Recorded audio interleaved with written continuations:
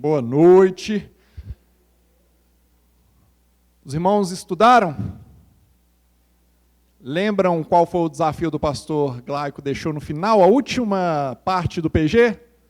Era estudar sobre os próximos para que você pudesse tirar as dúvidas hoje. Aqueles que estudaram, temos muito a aprender. Aqueles que não estudaram vão aprender de igual forma. Meus irmãos, você que está visitando, seja bem-vindo. Às vezes está falando, o que o Fabrício está falando? Nós estamos numa série de mensagens chamada Heróis da Fé. E ficou bonito aqui Abraão e Sara. Abraão e Sara serão os personagens que nós vamos falar hoje, meus irmãos. E eu queria convidá-los a abrir em Hebreus, no capítulo 11. Nós vamos ler o versículo 8 ao versículo 19. Está na área, Rafael.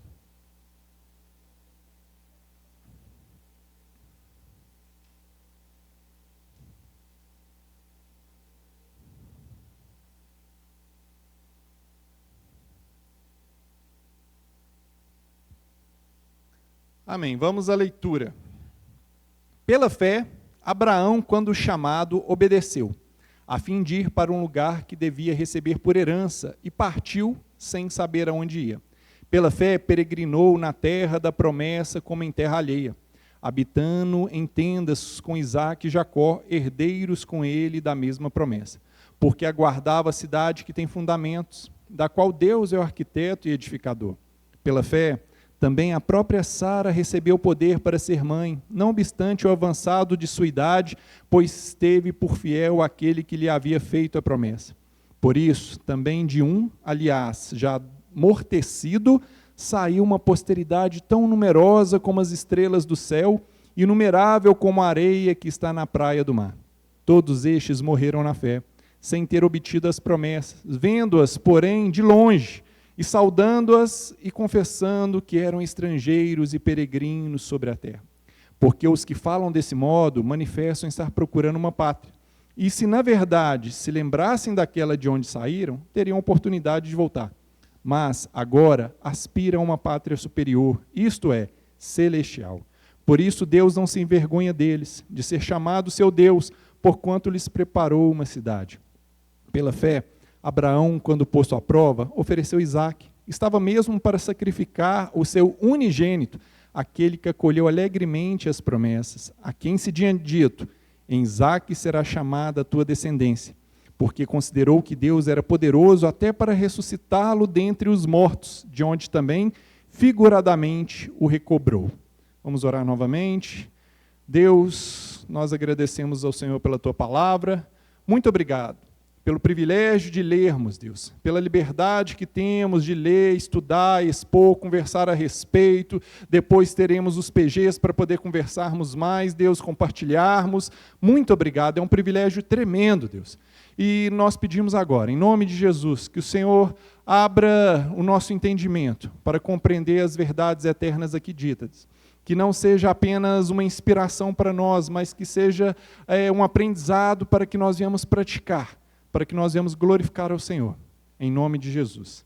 Amém. Meus irmãos, nós vivemos na era do Google Maps. Google Maps. Todo mundo sabe o que é Google Maps? Você entra lá, você vai fazer uma viagem, o que você faz? Eu não estou só na hora que eu vou fazer viagem, não. Qualquer lugar que eu vou, eu já estou fazendo isso. Estou ficando preguiçoso para olhar os lugares. Eu já digito lá no celular o local, você já sabe a distância, você já sabe a hora que você vai chegar, você já sabe se está engarrafado ou não, se tem problema. Se você vai fazer uma viagem longa, você já sabe até onde tem posto de gasolina para você poder abastecer naquela viagem. Mentira ou verdade? Dessa forma que nós estamos acostumados. Nós temos aplicativos que nos dizem sobre todas as coisas. Você pega o celular aqui, você já vê a cotação do dólar, você já vê aqui como está o Bitcoin, tá que cai. Você vê sobre as notícias, você consegue ter, através da inteligência artificial, algoritmos que são fórmulas que o computador usa para te dar um resultado de acordo com uma escolha que você tomar. Olha, se eu tomar o caminho A, o resultado será tal. Se eu tomar o caminho B, o resultado será tal. a nossa geração, a geração que nós vivemos, ela quer saber de tudo antes de dar o primeiro passo. A nossa geração, ela é viciada em informação, em previsibilidade. A gente não toma nenhuma decisão sem saber exatamente naquilo que aquela decisão vai acontecer. Você vai no restaurante, o que você faz? Deixa eu entrar no Google aqui para ver as avaliações. Mentira? Você vai na pousada com a sua família, deixa eu entrar no Google aqui para ver como está essa avaliação. Você vai comprar um produto na internet, o que você faz? Deixa eu ver as avaliações. Deixa eu entrar aqui no YouTube para ver um review aqui, para ver a pessoa montando, desmontando, para ver se é interessante eu comprar isso. As próprias plataformas, os marketplaces, Mercado Livre, Shopee e Amazon, eles incentivam os clientes a avaliar, colocar foto, colocar vídeo. Por quê? Porque isso afeta a decisão de compra daqueles que estão vendo. Nós vivemos nessa realidade. Você vai sair de casa, deixa eu olhar a previsão do tempo. Não é? Deixa eu olhar se eu vou levar guarda-chuva ou não. Você vai viajar, deixa eu ver a previsão do tempo, como que vai estar lá. Apesar que, todas as vezes que eu viajei, que eu olhei a previsão do tempo, erraram. Ia chover, você fala, nossa, a viagem vai dar ruim. Chega lá, é aquele sol estralando. Mas mesmo assim a gente olha. Nós costumamos fazer plano A, plano B, plano C, plano D. Nós somos viciados em informações porque nós achamos que através da informação nós teremos segurança para tomar decisões, correto? Mas a verdadeira fé, meus irmãos, a fé que nós veremos aqui hoje, através da história de Abraão, através da história de Sara, a segurança dela não é obtida através de garantias humanas. Não é obtida através de informações humanas, mas sim através da certeza no Deus a quem nós servimos.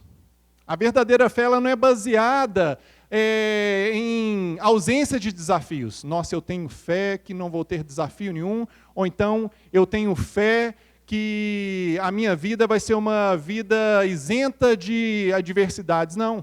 A verdadeira fé, pelo contrário, ela é a fé que ela nos capacita para continuar crendo em Deus, mesmo apesar das dificuldades. E é essa fé que nós vemos quando nós lemos esse texto.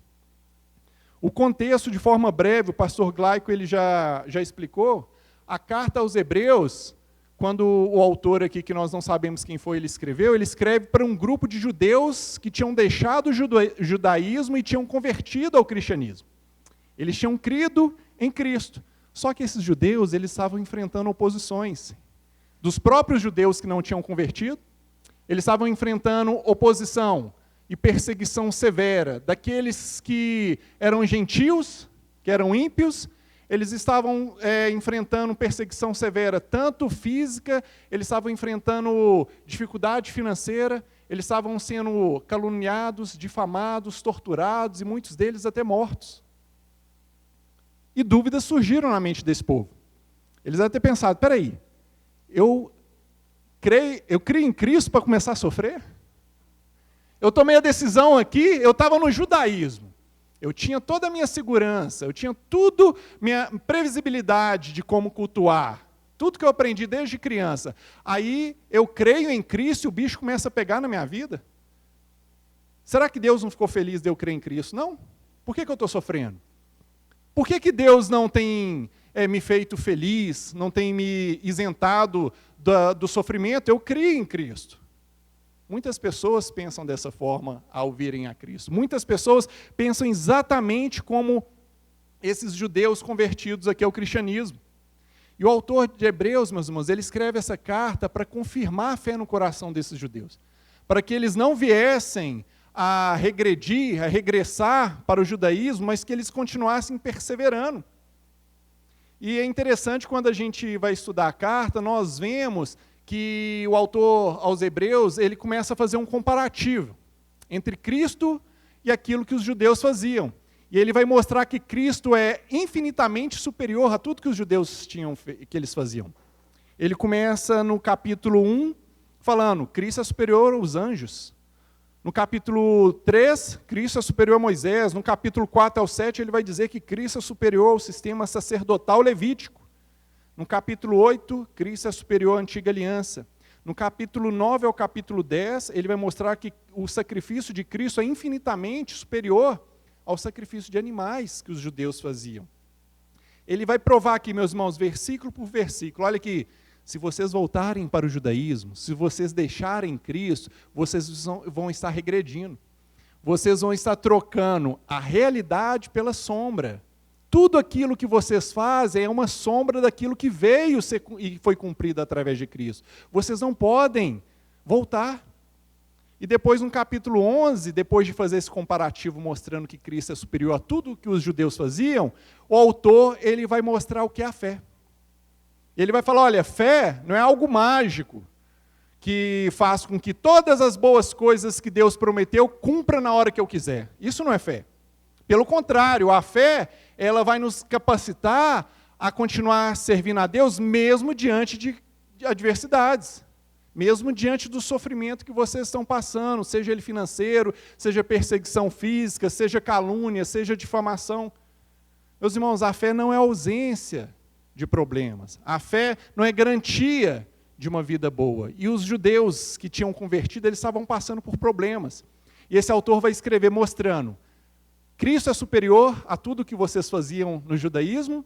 Depois, no 11, ele começa falando o que é a fé, que a fé, ela capacita a passar por momentos difíceis, a continuar perseverando, e depois ele começa no versículo 4 a dar exemplos do Antigo Testamento, mostrando homens que viviam pela fé.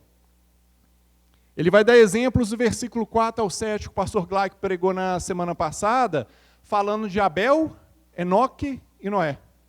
Ele vai falar que Abel teve fé, porque ele mostrou um sacrifício, ele serviu, ele cultuou a Deus da maneira que Deus desejava. Ele tinha um coração temente a Deus. Ele vai falar que Enoque tinha fé. Por quê? Porque ele andou com Deus mediante a uma geração ímpia, uma geração perversa, ele permaneceu fiel a Deus. Ele vai falar que Noé teve fé. Por quê? Porque Noé, ele ficou 120 anos construindo a arca para assim vir o dilúvio. E aqui ele vai começar a pegar os patriarcas. Do versículo 8 em diante, ele vai continuar essa história, contando esses exemplos, e ele vai começar, nessa primeira parte que eu vou falar hoje, contando de Abraão e Sara. E é importante a gente entender aqui que o autor de Hebreus ele não está apenas contando histórias para nos inspirar, mas ele está mostrando como esses homens viveram na prática a fé que eles tinham em Deus. Ele está mostrando como que a fé tem que ser manifestada no dia a dia. Nós somos inspirados por esses homens, mas mais do que inspiração, nós aprendemos aqui como que eles criam em Deus e como que essa crença ela acontecia nas decisões do dia a dia de cada um deles. Nós vamos ter aqui um caminho pela fé. Vamos percorrer alguns episódios da vida de Abraão e vamos aprender pelo menos 5 pontos. E o primeiro desses pontos que nós vamos ver está no versículo 8. Versículo 8, o autor de Hebreus diz da seguinte maneira: pela fé, Abraão, quando chamado, obedeceu, a fim de ir para um lugar que devia receber por herança, e partiu sem saber onde ia. Essa parte é importante, ele partiu sem saber onde ia. Meus irmãos, imagina comigo Abraão. Tranquilo, quando ele recebeu esse chamado, ele tinha por volta de 75 anos, Sara 65 anos, Sara estéril, ele era de Ur de Caldeus, uma metrópole muito próspera, idólatra também. Abraão aqui, quando os estudiosos vão estudar a vida dele, eles falam, tudo indica que ele tinha condições boas, que ele era um homem que tinha conhecimento, ele não era um homem totalmente iletrado. Ele tinha família. Nós, quando vamos ler em Gênesis 12, nós vemos que ele partiu com seus bens, ele partiu com a sua casa, ele chamou Ló, o seu sobrinho, ele tinha posses. Nós podemos entender que ele tinha amigos, um trabalho, ele tinha tudo. Ele estava numa vida tranquila na cidade. E Deus chega e fala para ele aqui, olha, sai do meio da tua parentela e vai para uma terra. Só que Deus falou para onde? Não. Vai para uma terra que te mostrarei. Deus prometeu para ele, olha, você vai ser muito abençoado, Abraão. Eu vou fazer de você uma grande nação, da tua descendência virá um grande povo. Meus irmãos, Abraão tinha 75 anos. Sara, 65 anos. Eles não tinham filhos. Sara era estéril. Pensa comigo. A decisão de Abraão foi uma decisão tomada pela lógica e bom senso? Eu estou com 75 anos, não tive filho até hoje, eu estou com minha vida feita aqui. Eu vou partir para um lugar que eu não sei. Isso foi baseado em bom senso? Em lógica? Não, meus irmãos. Foi confiança plena. Ele confiava plenamente que o Deus que apareceu para ele em visão era o Deus criador de todas as coisas, era o Deus verdadeiro. E nisto, isso foi colocado como fé, como exemplo de fé na vida desse homem. Ele partiu aqui sem nenhum entendimento, sem saber para onde que ele ia. A fé dele se manifesta aqui como uma obediência imediata e completa. Ele não ficou barganhando com Deus. Deus, eu vou, mas o que é que eu vou ter? Deus, eu vou, mas para onde? Deus, me manda o link aí do Google Maps. Deus, me dá as coordenadas. Deus, qual vai ser o guia? O que vai acontecer aqui nesse meio? Não, meus irmãos, ele foi. A fé dele se manifestou, nisso consistiu sua fé, em obedecer a Deus mesmo sem ter todas as respostas. Ele confiou plenamente em Deus. E que exemplo para nós? Porque assim como Abraão, nós somos chamados a confiar plenamente em Deus. E muitas vezes, na nossa caminhada, nós vamos ter situações que nós não entendemos o motivo exato porque Deus mandou fazer. Muitas vezes vamos ter que obedecer a Deus sem entender direito aquilo. Deus, mas por quê? Obedece. Um exemplo claro disso, Deus fala para aquele que ofende, tem que pedir perdão? Ou aquele que sabe que o outro tem algo contra ele tem que pedir perdão? É aquele que sabe que o outro tem algo contra ele, não é? Então, se eu sei que alguém tem algo contra mim, a obrigação é minha de ir e pedir perdão e reconciliar com essa pessoa. Isso é fácil? Faz sentido? Qual que é o sentido natural? Quem pisou no calo que vai lá e peça perdão, não é?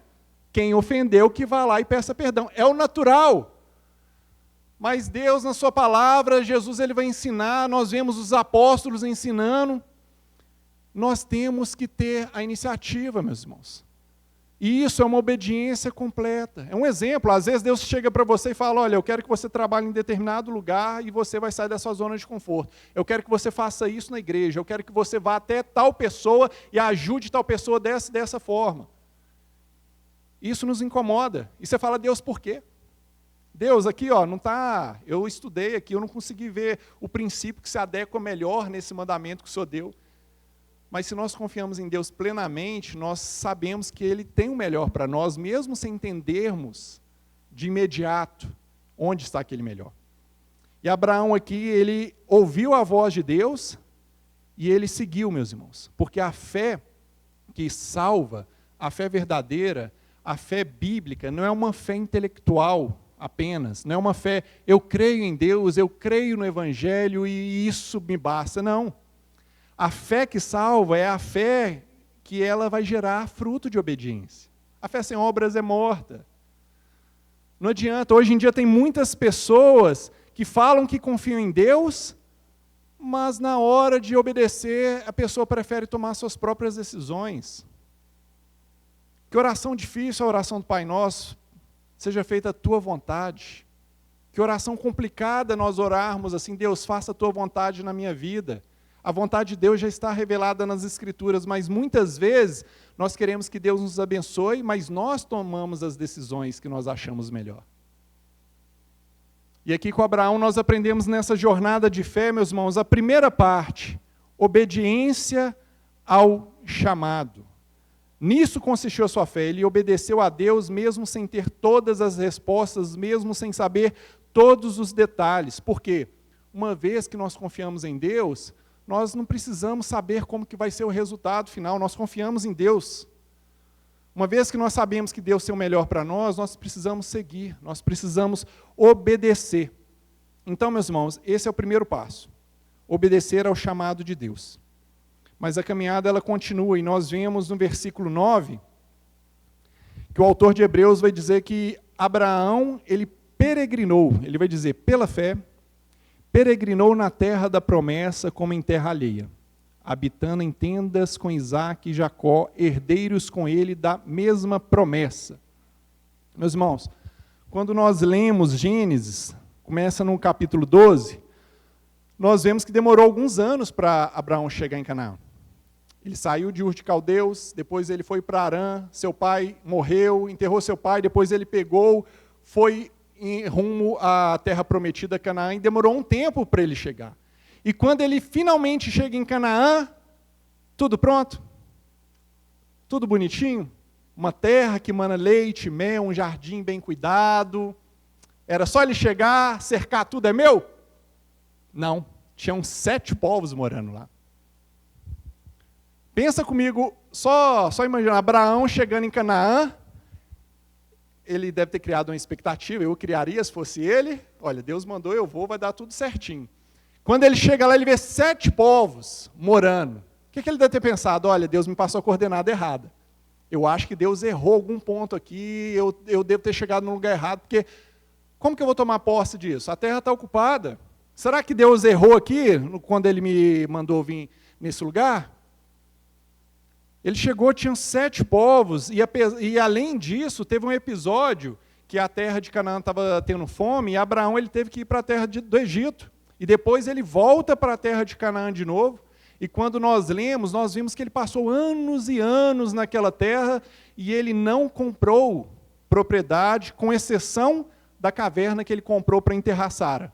Lá para frente, ela com 127 anos, Isaac já tinha 37 anos, ela morreu, ele comprou uma caverna para enterrar Sara, que depois, lá na frente também, ele foi enterrado junto dela. Mas ele não comprou mais terra nenhuma nesse lugar. Aí você pode falar, Fabrício, por que o autor aqui vai falar que o fato de habitar em tendas é um exemplo de fé? Que ele vai dizer dessa forma: pela fé peregrinou na terra da promessa, como em terra alheia, habitando em tendas, com Isaac e Jacó, herdeiros com ele da mesma promessa. Meus irmãos, essa figura de habitar em tendas é a figura de um peregrino. O que é um peregrino? Ele é um estrangeiro. O que ele faz? Ele não tem residência fixa num lugar. O peregrino é aquela pessoa que ele pega a tenda. Abraão, o que ele fazia? Ele ia para determinado lugar, ele armava a sua tenda, ele chegava com os seus pertences, com seus escravos, seus bois, suas ovelhas. Depois de um determinado momento, ele arrumava tudo, embrulhava tudo, partia para outro lugar, armava a tenda de novo. Ele não tinha residência fixa. Aí você pode falar, Fabrício, é lógico que ele não ia comprar nada, Deus prometeu que ia dar tudo para ele, para que ele ia gastar dinheiro comprando? Será que esse é o motivo? Não. O motivo é respondido no versículo 10. Por que ele não comprava? No versículo 10. Por que ele viveu como peregrino? Porque aguardava a cidade que tem fundamentos, da qual Deus é o arquiteto e edificador. Meus irmãos, Abraão ele não estava fixo apenas na terra física, em Canaã. Ele já estava, pela fé, aguardando a cidade celestial, a cidade que tem fundamentos. E o contraste aqui, quando o autor vai falar que ele aguardava a cidade que tinha fundamentos, é o contraste com a tenda. Porque quem já acampou, eu nunca acampei, mas já vi pessoas falando a respeito. A tenda, você arma ela, você finca ela no chão, não tem fundamento sólido. Depois você tira de novo, vai para outro lugar. Abraão aqui, por que ele não preocupou em comprar posses, terras naquele lugar? Porque ele já estava aguardando a cidade que tem fundamentos. Ele já estava vendo, pela fé, além da promessa da terra física de Canaã, ele sabia que tinha uma terra celestial, que não era feita por homens, mas aqui ele vai dizer que Deus é o arquiteto e o edificador, meus irmãos. Por que essa vida provisória? Por que ele vivia dessa forma? Porque ele já estava aguardando a cidade celestial. E aqui é um aprendizado para nós. A importância aqui de viver de forma igual um peregrino, viver de forma igual um peregrino aqui, esse espírito é fundamental para a fé cristã. Por quê? Nós vivemos num mundo que ele faz de tudo para nos seduzir. Nós vivemos num mundo que ele faz de tudo para nos prender com seus prazeres, com as suas facilidades, com o seu luxo, com seus arranha-céus, com dinheiro. Tudo neste mundo é feito para nos dar conforto. E a gente tem que tomar muito cuidado, porque quando o mundo começa a ficar muito gostoso, você não fala maranata com a mesma intensidade. Quando tudo está dando certo na sua vida, você não vai falar maranata com a mesma vontade. Volta Deus, volta Jesus. Está tudo tão bem aqui, nossa, minha família está crescendo, meus netos vão nascer, meus filhos estão formando na faculdade, eu recebi um emprego, eu estou doido para o senhor voltar. Normalmente você fica aqui, olha, espera só mais um pouquinho, eu quero ver só o netinho. Deus, espera só eu ver como vai ser o resultado do meu MBA lá fora. Deus, deixa eu só ver como que vai ser minha viagem internacional. Não é assim, normalmente? Tem uns que podem ser diferentes, mas normalmente, quando tudo está muito bom, a gente esquece. E a gente tem que tomar cuidado. A gente tem que tomar cuidado, porque o mundo faz de tudo para nos prender, para sermos amigos do mundo, mas o apóstolo João vai falar que aquele que é amigo do mundo, ele é inimigo de Deus. Nós devemos viver como forasteiros, o apóstolo Pedro vai dizer que nós devemos viver como forasteiros, como peregrinos, abandonando as paixões carnais, meus irmãos. Como é importante nós entendermos isso, essa perspectiva, ela nos libera do desespero quando as coisas terrenas elas dão errado. Quando a gente está muito apegado aqui nesse mundo, e algo sai fora do planejamento, a gente acha que a vida acabou. Nossa, minha vida acabou, o que eu vou fazer agora? Isso aqui é passageiro, sua vida não acabou. Nossa, fulano morreu, a vida dele acabou. Não, se ele morreu em Cristo, a vida dele terminou de começar a vida eterna. Mas a gente precisa ter perspectiva correta. A gente precisa ter um entendimento correto, porque aqui é passageiro. Aqui não é o nosso lar. E eu lembro de um episódio que um missionário, ele estava com a sua esposa, voltando do trabalho missionário, 40 anos servindo a Deus em outro país. Ele pega o navio, vem para casa, e quando ele está chegando no porto, ele vê uma festa, ele vê balões, ele vê faixa, e fala, não, o povo está fazendo uma festa para me recepcionar. Só que quando ele sai, ele não vê mais ninguém. E ele fica sabendo que era o presidente que tinha ido caçar. E quando voltou, todo mundo foi para recepcionar ele. Ele fica chateado e fala com a esposa, não acredito. A gente 40 anos servindo a Deus, e quando a gente retorna, o povo está lá para recepcionar um cara que foi caçar, e ninguém para recepcionar a gente, quando a gente chega em casa. E aquilo incomodou muito. A esposa falou aqui, vai orar, ora a Deus. Coloca isso a Deus. E ele entrou no quarto, ficou lá orando.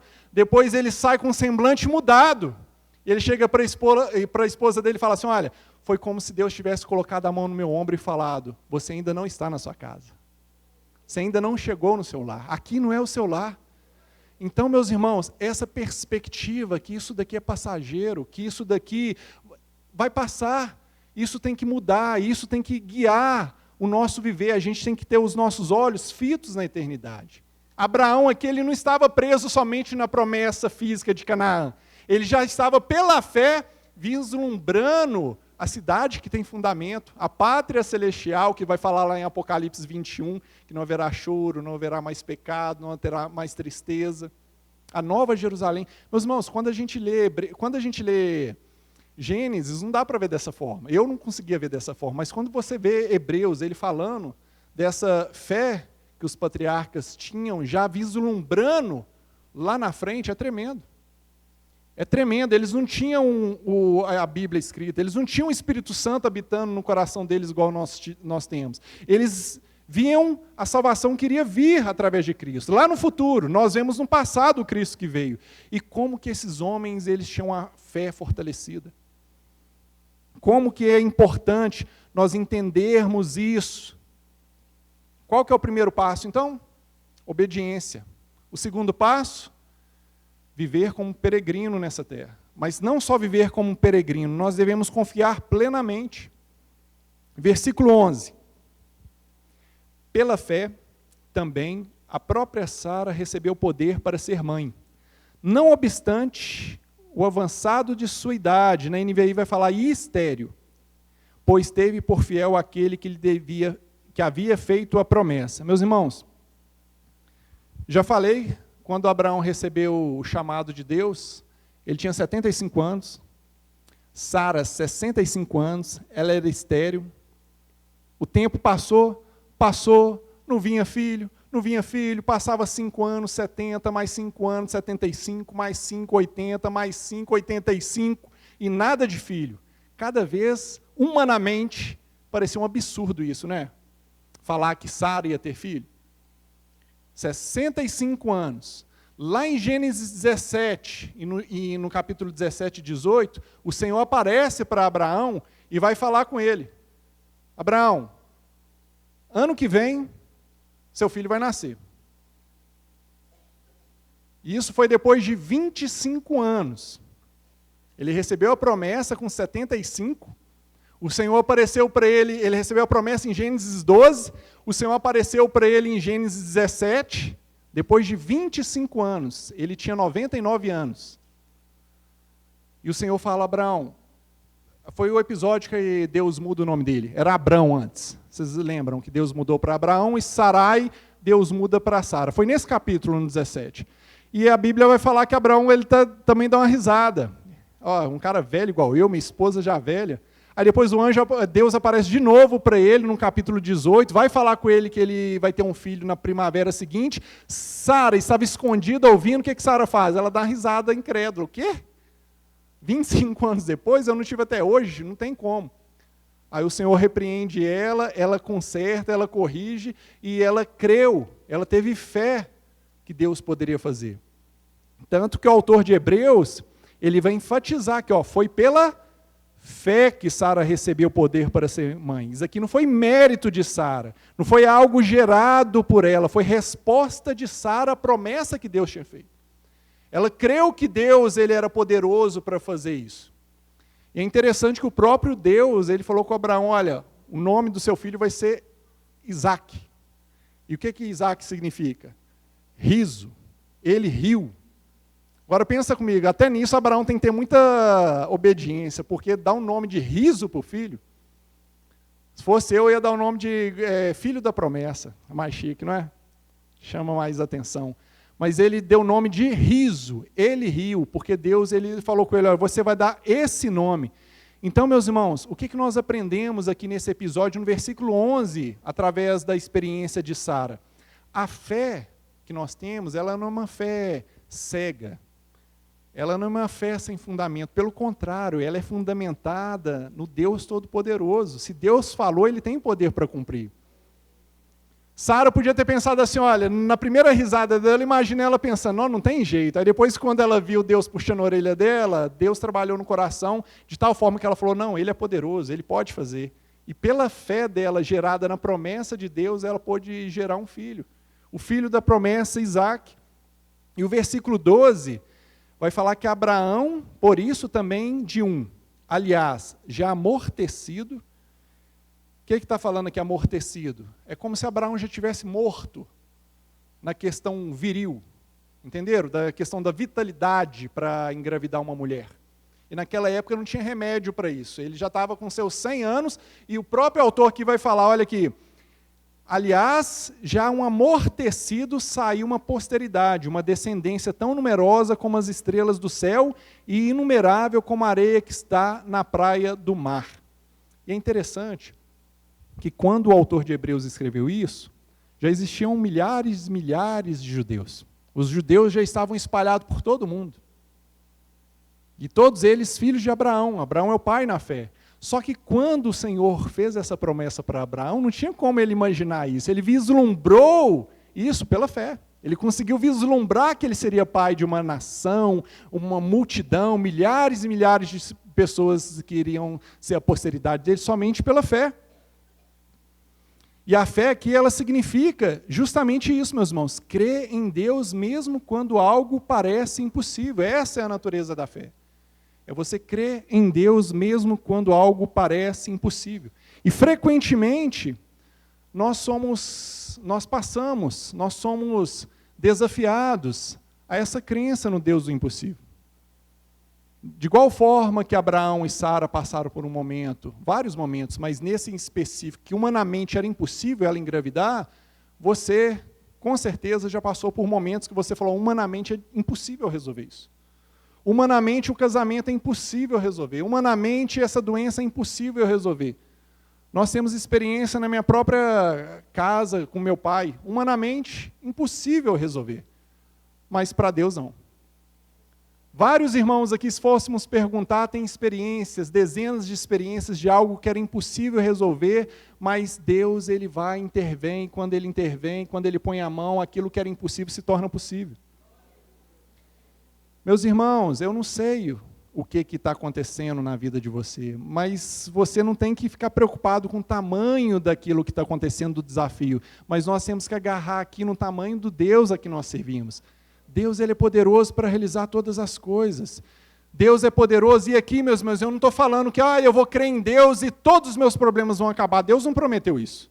Mas se Ele quiser, todos os problemas vão acabar. Mas Ele não prometeu, olha, eu vou restaurar todos os casamentos? Não prometeu. Eu vou curar todas as pessoas que são enfermas? Não. Tem pessoa fiel a Deus que ele vai morrer na doença.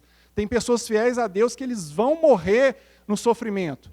Mas o que nós precisamos entender, meus irmãos, é que para Deus não há nada impossível. O que você precisa entender é que, da mesma forma que Sara, ela creu na promessa de Deus e a fé dela na promessa de Deus a fortaleceu, nós precisamos crer nas promessas de Deus. Só que, uma observação, a promessa de Deus aqui contida não são promessas pessoais. Senão eu vou estar sendo falho, errado, herege. A minha vontade era falar. Meus irmãos, crê em Deus e todos os seus problemas vão passar. Porque está escrito aqui. Mas não é isso que está escrito. Daria muito mais glória a Deus falar dessa forma. Mas só que não é isso que está escrito. Aqui, meus irmãos, Deus, ele tem compromisso com a palavra dele. Não é com a palavra do pastor, se ele não falar aquilo que está escrito. E a palavra, as promessas que Deus ele vai cumprir, que ele coloca a sua reputação em jogo, são as promessas universais e públicas que ele colocou na sua palavra. Quais são as promessas que Deus vai cumprir, haja o que houver, ele vai cumprir? Aquele que crê em Cristo será perdoado dos seus pecados. Isso ele vai cumprir. Isso é promessa. Fabrício, eu não acredito. Problema se você não acredita. Deus ele vai perdoar os pecados, porque ele falou isso. É uma promessa dele. Deus falou que aquele que tem em Cristo tem um Espírito Santo que habita nele. Isso é uma promessa divina, pública, está revelada aqui, vai cumprir. Na palavra de Deus está escrito que ele dará vida eterna a todo aquele que confessar os seus pecados, arrepender e crer em Jesus Cristo. E isso é uma promessa que vai cumprir. Na palavra está escrito que ele conforta e consola a gente nas tribulações. E ele vai cumprir isso, meus irmãos. Isso está escrito na palavra dele. Está escrito que um dia o seu filho vai voltar. Isso é promessa pública, a reputação dele está em jogo. Isso vai acontecer. Na palavra dele está escrito que os mortos vão ressuscitar e que nós vamos herdar o mundo. Meus irmãos, isso daqui é promessa pública. Deus vai cumprir. Isso daqui você pode confiar piamente, plenamente. O mundo pode estar acabando, mas isso daqui vai se cumprir, porque Deus ele coloca a reputação dele em jogo. Isso daqui é promessa dele, meus irmãos. A fé significa que Deus vai cumprir as suas promessas, mesmo que elas pareçam demoradas. Muitas vezes nós passamos por essas promessas que parecem demorado, não é? Você fala, não, Deus, ele falou que se eu convertesse aqui, ele ia me encher com o Espírito Santo, eu cada vez estou capengando, cada vez está mais difícil. Tem promessas, meus irmãos, que são promessas que são para posteridade, para a eternidade. Na teologia tem o já e o ainda não, já ouviram falar? O reino de Deus já foi estabelecido, já, mas ainda não na sua totalidade. Nós somos perdoados do pecado e temos poder para vencer o pecado, mas ainda não fomos libertos da presença do pecado. Enquanto vivermos aqui até a glorificação, nós vamos ter que enfrentar o pecado. Mas eu sou salvo. Amém. Mas você vai ter que enfrentar o pecado até Jesus voltar ou você ser glorificado. Jesus, ele prometeu que ele vai reinar sobre o mundo, não vai? Ele vai restaurar todo mundo. Nós vamos ver lá em Romanos 8 que a criação, ela anseia, ela geme pelo retorno de Cristo. Mas ainda não aconteceu, é uma promessa que vai acontecer. E a fé bíblica, ela nos capacita a perseverar, crendo nessa promessa que vai vir, mesmo diante das dificuldades. Isso que nós aprendemos aqui. Essas são as promessas públicas de Deus registradas na Bíblia e Ele vai cumpri-las. Meus irmãos, confiar plenamente vai nos ajudar a avançar na caminhada de fé. Mas a verdadeira fé também nos ensina a olhar além do presente. É interessante no versículo 13 ao versículo 15, que o autor de Hebreus ele vai agrupar os heróis da fé para mostrar que a fé deles não era apenas em promessas imediatas, mas promessas que estavam no porvir. Ele vai dizer da seguinte maneira, no 13, Todos estes morreram na fé sem ter obtido as promessas. Todos estes quem? Abraão, Isaac, Jacó, Sara. Eles morreram crendo sem ter obtido a promessa. E aqui a gente tem que tomar muito cuidado. Lá em casa a gente cantou uma música, umas 10 vezes que eu lembrei dessa música, as meninas estavam cantando. Tem a música que ela fala, já viu? Não morrerei enquanto a promessa não se cumprir. Quem tem promessa de Deus não morre nada. Aí, meus irmãos, aqui está falando ao contrário.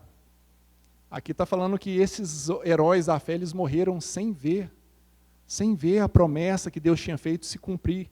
Abraão viu a posteridade dele virar uma nação? Não. Ele viu a posse completa de Canaã?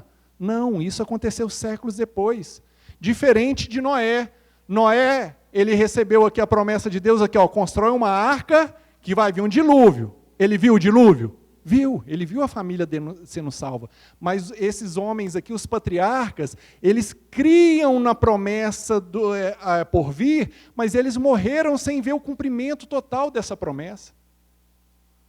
Então essa música, quem tem promessa de Deus não morre não, ela está contrário aqui com o que a gente... E é legal que ela fala, quem tem a fé de Abraão. Ela pega o próprio texto aqui. Meus irmãos, quem tem a fé de Abraão, ele sabe que quando Deus faz promessas, ele vai cumprir as promessas, apesar da nossa morte, ele vai cumprir aquilo que ele prometeu. E a gente precisa entender isso. Abraão, ele morreu sem ver a promessa se cumprir. Abraão morreu com 175 anos, ele viu Isaac apenas. Não, ele viu Esaú e Jacó, eles nasceram 15 anos antes da morte dele. Então a promessa daquela descendência numerosa para Abraão foi quem? Isaac, Jacó e Esaú. E ele faleceu com 175 anos, meus irmãos. Então onde está essa descendência numerosa que havia de abençoar o mundo? Abraão morreu e não viu, mas ele morreu confiante, ele morreu na fé. Ele morreu crendo que Deus ia cumprir, porque Deus é fiel. Mesmo ele não vendo, toda a caminhada dele foi demonstrada que ele cria em Deus e que ele sabia que Deus ia cumprir isso. É importante a gente entender isso. Os patriarcas aqui, quando ele vai dizer, todos estes morreram na fé, sem ter obtido as promessas, no 13. Então, qual foi a atitude desses patriarcas? Vai dizer, de longe, e saudando-as, e confessando que eram estrangeiros e peregrinos sobre a terra. Ou seja, os patriarcas eles não estabeleceram residência fixa na terra de Canaã. Eles agiam, eles andavam como peregrinos, porque eles já estavam esperando a pátria celestial, que nós vamos ver no 14, porque os que falam desse modo manifestam estar procurando a pátria, no 15. E se na verdade se lembrassem daquela de onde saíram, teriam oportunidade de voltar. 16, mas agora aspiram a uma pátria superior, isso é, celestial. Meus irmãos, por que Abraão, Isaac e Jacó não voltaram para Ur de Caldeus? Pensa comigo. Tinha família, tinha tudo certo lá, eles saíram do lugar que estava tudo bonitinho, foram para uma região onde tinham 7 povos, viver como estrangeiro, viver como peregrinos. Eles podiam, o bicho começou a pegar, começou a dar confusão, eles podiam falar, olha, eu vou para a terra do meu avô, vou para a terra dos meus primos, lá está tudo tranquilo. Mas por que eles não faziam isso, meus irmãos? Por que eles não voltaram para a terra? Porque eles não estavam buscando apenas uma terra física, Canaã. Aqui o autor vai falar que eles estavam aspirando, no 16, a uma pátria superior, isto é, celestial. Eles estavam focados na vida eterna com Deus. Eles estavam focados lá na frente em poder conhecer inteiramente esse Deus. Eles estavam focados na Nova Jerusalém, eles estavam focados, meus irmãos, na vida eterna. Então eles não voltavam, eles não regrediram, mas eles manteram firmes e fiéis mesmo diante de todas as adversidades, mesmo diante de todas as dificuldades. E no 16b vai dizer, por isso, Deus não se envergonha deles, de ser chamado o seu Deus, porquanto lhes preparou uma cidade. Como Deus é conhecido no Antigo Testamento? O Deus de Abraão, Isaac e Jacó. Olha que interessante. Por isso Deus não envergonha deles. Por quê? porque eles receberam a promessa de Deus, e mesmo sem ver o cumprimento 100% dessa promessa, eles permaneceram fiéis a Deus, crendo que Ele ia cumprir a promessa. E Deus fala, e o autor de Hebreus fala, por isso Deus não se envergonha deles, porque eles creram em Deus, porque eles viveram em obediência completa, em obediência ativa a Deus, mesmo tudo dando errado, mesmo Deus não passando todas as coordenadas certinhas, igual nós somos acostumados a exigir, Abraão ele teve uma fé ativa. Abraão, Isaac, Jacó, eles tiveram uma fé ativa em Deus, e Deus ele foi conhecido como Deus de Abraão, Isaac e Jacó. E aqui uma observação. Como está o nosso testemunho diante das pessoas sobre Deus? Será que poderia falar, Deus não se envergonha deles? Deus não se envergonha da Igreja Batista Irmão. E Deus ele não se envergonha em ser chamado Deus do fulano, do ciclano, do beltrano. Como está o nosso testemunho, meus irmãos? Como que é bonito a gente ver, 4.000 anos depois, histórias desses grandes homens para fortalecer a nossa fé, exemplos inspiradores que mostram como que eles viviam na fé no dia a dia. E como que está o nosso testemunho e nossa obediência? Como que nós temos andado? Como que nós temos sido vistos pelas pessoas? Nós precisamos viver em santidade, nós precisamos obedecer a Deus. Não é para sermos salvos, porque a salvação ela é graça mediante a fé. Mas a nossa santidade, a nossa obediência, ela é uma gratidão por aquilo que Deus já fez, não por aquilo que Ele vai fazer. E como que as pessoas têm olhado para nós? E, meus irmãos, para encerrarmos, o quinto e último passo, que é a submissão total. Versículo 17. Pela fé, Abraão, quando posto à prova, ofereceu Isaque. Estava mesmo para sacrificar o seu unigênito, aquele que acolheu alegremente as promessas. Aqui, meus irmãos, é a parte que é narrada em Gênesis 22. Deus chega para Abraão, Abraão, eis-me aqui, Senhor. Pega Isaque e sacrifica-o. O que Abraão fez? Não, Deus, mas não, Deus... Não, Abraão levantou de madrugada, a palavra de Deus vai falar que ele saiu de madrugada, pegou Isaque, pegou a lenha, porque ele não sabia para onde que ele estava indo, ele não sabia se ia ter lenha, ele já levou a lenha lá da sua casa, saiu de madrugada com Isaque e foi para Moriá, 3 dias de viagem. Agora os pais e mães, pensa aí, 3 dias você andando com seu filho do lado, sabendo que Deus pediu para sacrificá-lo. 3 dias andando, e Abraão indo, firme, ele, Isaque do lado. Ah, Fabrício, mas Isaque era uma criancinha, meus irmãos, ele tinha capacidade de carregar a lenha. A Bíblia não fala a idade certa, mas ele não era criancinha não, ele era um jovem já. Ele conseguia carregar a lenha. Um jovem andando do lado do pai, e ele caminhando para sacrificar o seu filho. 3 dias depois, ele chega lá ao pé da montanha de Moriá, e o que ele faz? Ele fala com os servos dele, olha, fiquem aqui, guardem os jumentos, que eu e Isaque nós vamos adorar, e depois nós voltaremos. Só o tempo que ele fala aí já é um indício muito forte da fé de Abraão. Ele falou, eu voltarei? Não, meus irmãos. Ele fala, nós voltaremos. E é interessante quando nós lemos aqui no 17 e no 18, antes de chegarmos no final que é o 19, nós vamos ver que Deus, ele coloca Abraão à prova, e o próprio Deus tinha dito, olha no 18, a quem tinha dito? Quem disse isso? Deus. Em Isaque será chamada a tua descendência. Ou seja, a promessa para Abraão, da descendência dele abençoar todas as nações, a descendência dele já está falando aqui sobre Jesus Cristo que iria vir dele, da descendência dele. Essa promessa foi feita através de qual filho? Isaque. E Deus falou com ele o quê? Olha aqui, agora você vai matar Isaque. Que estranho. O próprio Deus fala que, olha, pega Abraão, coloca ele à prova, ofereceu Isaque, estava mesmo a sacrificar o seu unigênito, aquele que acolheu alegremente as promessas, a quem Deus tinha dito, em Isaque será chamada a tua descendência. Meus irmãos, como que Abraão resolveu isso? Como que a fé desse grande homem de Deus resolveu essa questão? Deus fala com ele que através de Isaque ele teria uma grande nação, e o próprio Deus chega para ele depois e fala, agora você vai matar Isaque. Ele respondeu dessa forma, ao terceiro dia, Gênesis 22:4, erguendo Abraão os olhos, viu o lugar de longe, então disse a seus servos, esperai aqui com o jumento, eu e o rapaz iremos até lá, havendo adorado, voltaremos para junto. Ele não disse voltar, ele diz voltaremos. Por que ele falou voltaremos, meus irmãos? Versículo 19 vai responder. Porque considerou que Deus era poderoso até para ressuscitá-lo dentre os mortos, de onde também figuradamente o recobrou. Nisso consistiu a fé dele, meus irmãos. Olha a fé desse homem.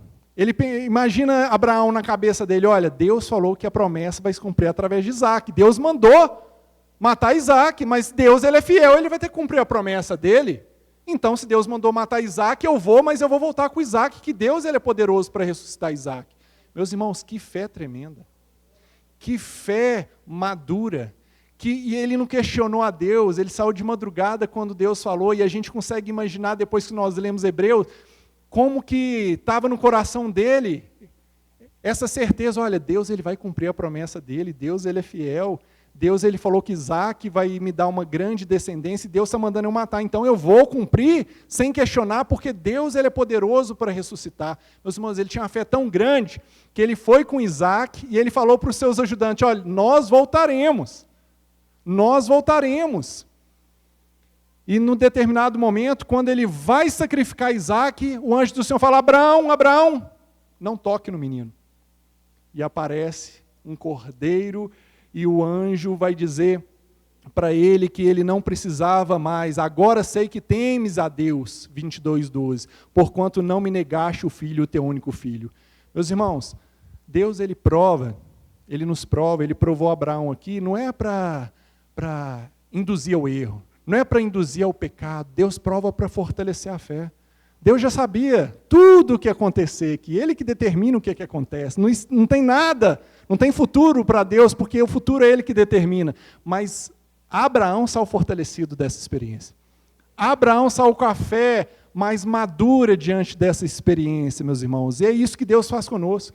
Deus ele nos fortalece. Às vezes a gente está passando por um momento de adversidade, você fica assim, Deus, me tira daqui, Deus. Eu estou passando no deserto, me tira daqui. Muitas vezes era para você falar, Deus, por que eu estou passando por isso? O que eu tenho que aprender passando por essa adversidade? Deus ele prova os seus, ele testa os seus, mas sempre com o objetivo de fortalecer a fé, sempre com o objetivo de amadurecer a nossa fé. E Deus ele fez isso com Abraão, ele testou Abraão, ele pôs Abraão à prova, que está escrito, e Abraão, meus irmãos, ele passou nessa prova. E nós hoje estamos falando dele, 4.000 anos depois, e nós estamos aprendendo como que nós devemos fortalecer a nossa fé através desse homem. Que fé tremenda! Este é o ponto alto da fé de Abraão. Ele não tinha precedente de ressurreição na época dele. Ele não sabia o que era isso. Ressurreição. A gente hoje é tudo fácil. A gente lê, estuda o que aconteceu no passado. Eles não tinham passado para ele falar, olha, Deus ele tem poder de ressuscitar, eu já vi isso acontecendo. Não. Ele tinha um poder tão grande que Deus ele é onipotente, que ele creu, olha, Deus ele vai ressuscitar Isaac. Eu vou obedecer a Deus e Deus ele não vai falhar, ele vai cumprir a promessa dele. E isso tem que servir para nos ajudar, para nos fortalecer. De onde também figuradamente o recobrou. O que ele está falando o autor aqui? Ele está falando que de uma forma simbólica, Abraão ele matou Isaac. Porque na mente dele ele já tinha decidido que ele ia matar. Deus falou, não precisa. Mas só que figuradamente, é como se Abraão tivesse trazido Isaac junto com ele ressuscitado, porque ele creu na promessa de Deus, ele creu no poder de Deus e ele estava disposto a matar o seu filho. Isso é uma obediência completa. Essa é uma obediência, esse é um relacionamento com Deus, meus irmãos, que envolve muito mais que músicas, que frases de efeito, que envolve campanhas. Não, isso aqui é um relacionamento com Deus que envolve confiança plena, mesmo diante do desconhecido. Abraão confiou em Deus no desconhecido, sem saber nada. Deus não passou para ele coordenadas, tudo explicado, ele confiou. Então, meus irmãos, a fé de Abraão manifestou em obedecer a Deus, sabendo que ele não muda, não falha, não se contradiz e que ele tem poder de fazer cumprir as suas promessas. Como podemos, então, aplicar as lições da fé de Abraão em nossa vida diária? Primeiro, fé produz obediência. A verdadeira fé, ela não é apenas intelectual, ela transforma comportamento e geração. Não é simplesmente eu creio. Daí, se você perguntar para os brasileiros, 90% vai falar que crê em Deus. Mas olha a realidade. Olha agora. Vai em determinados lugares aí e sai perguntando no meio da folia, você crê em Deus? Creio. Oi, eu sou cristão. Você crê em Deus? A gente vai ouvir isso no meio. Mas o comportamento não condiz com a crença.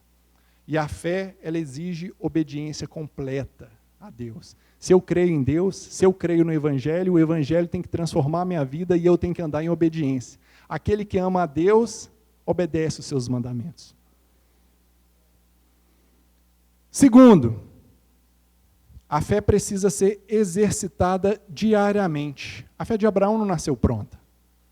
Cada experiência dele foi moldando, foi forjando, foi fortalecendo, cada promessa, cada ato de obediência foi amadurecendo a fé dele e preparando ele para a próxima prova que Deus iria fazer com ele.